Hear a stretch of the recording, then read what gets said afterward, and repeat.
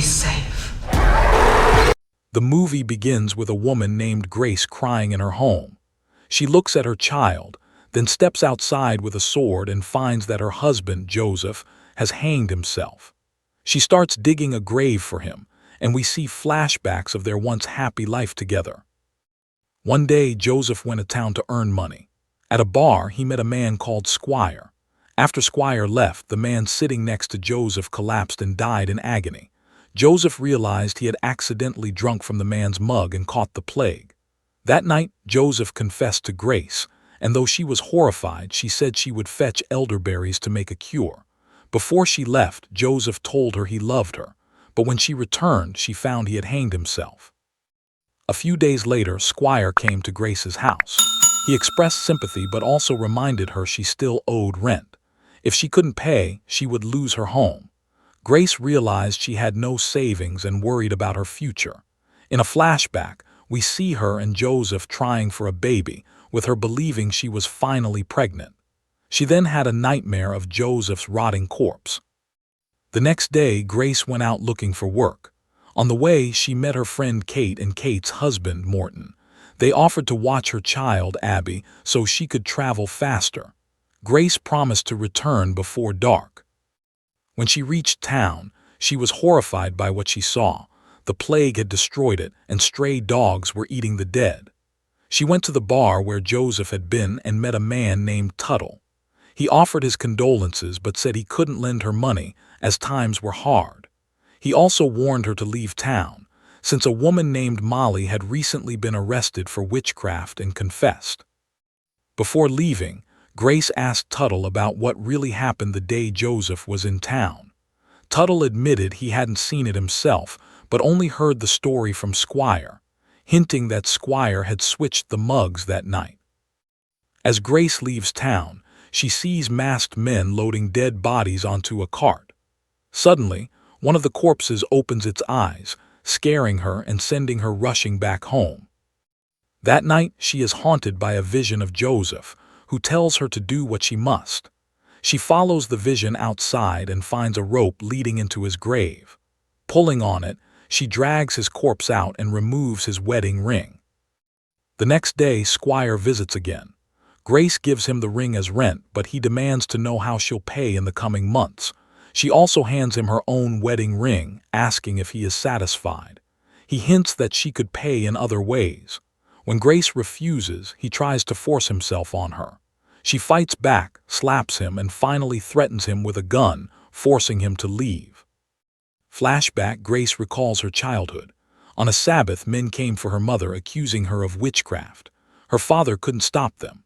At the trial, Hunter Moorcroft forced her mother to confess, telling her it was the only way to protect her daughter.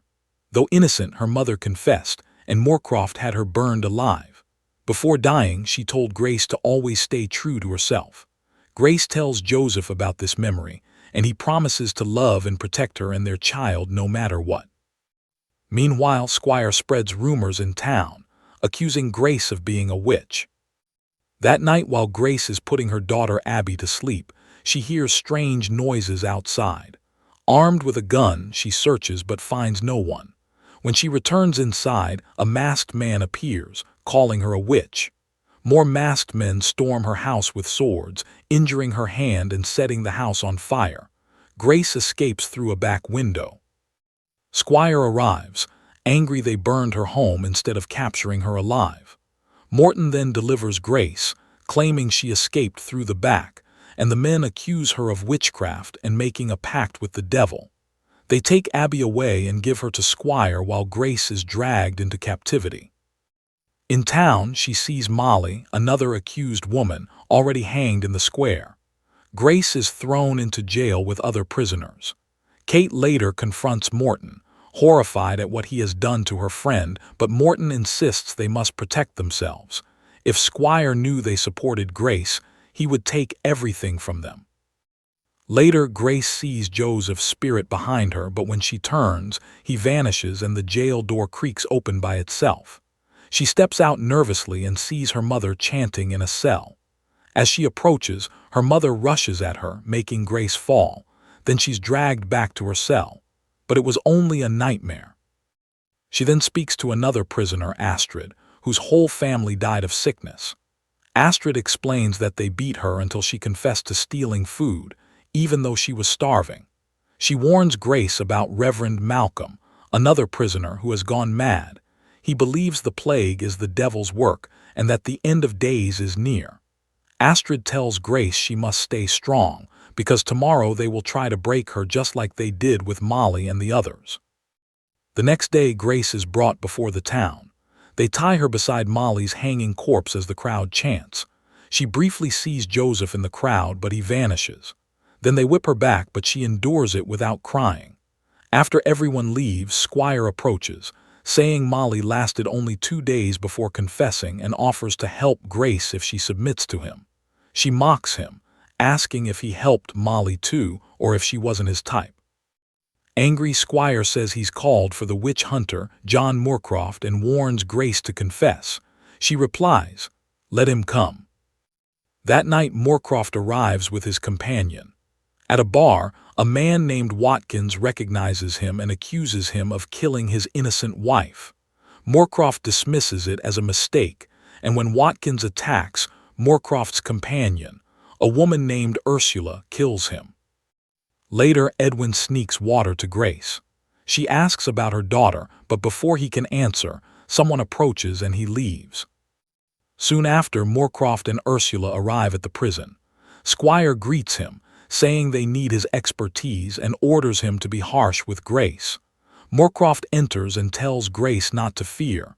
Salvation is at hand. That night, Joseph's spirit visits Grace again, but then disappears. Suddenly, the devil itself rises in the cell, terrifying her. But then Grace's mother's spirit appears, reminding her never to forget who she is. A guard arrives and tells Grace it's time.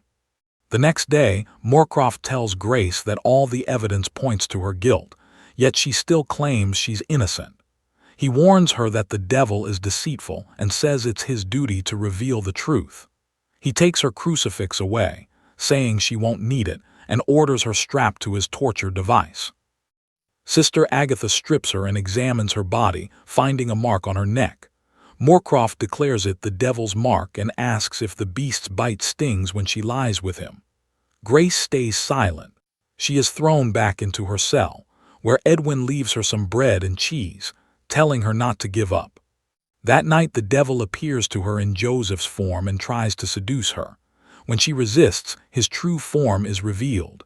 He tells her he doesn't care about flesh, only her soul, and slits her throat. She suddenly wakes up. Guards douse her with ice water.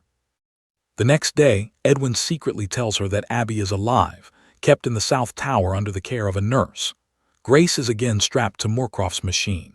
He says he had Joseph's body exhumed and found the noose around his neck. Moorcroft claims Joseph was a good man and wonders why he would commit suicide, unless he was corrupted by the witch he married. He orders Ursula to continue the torture. Grace is stabbed multiple times, then dragged back toward her cell. On the way, Edwin begs her to confess, but she refuses, saying they'll kill her no matter what. She notices a sick prisoner nearby and whispers that maybe there's only one way out. Meanwhile, Ursula admits to Moorcroft that Grace's courage troubles her. He reminds her never to doubt their mission, no matter how painful it is.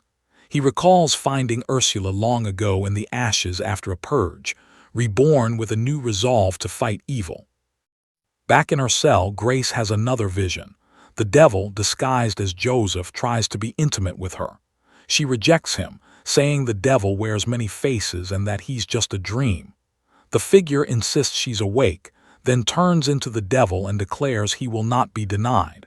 But once again it fades. It was only a vision. Later, Grace sees her mother's spirit and apologizes for blaming and scolding her. Her mother tells her not to be afraid, that the Lord forgives. But when Grace looks closer, it isn't her mother, it's Ursula.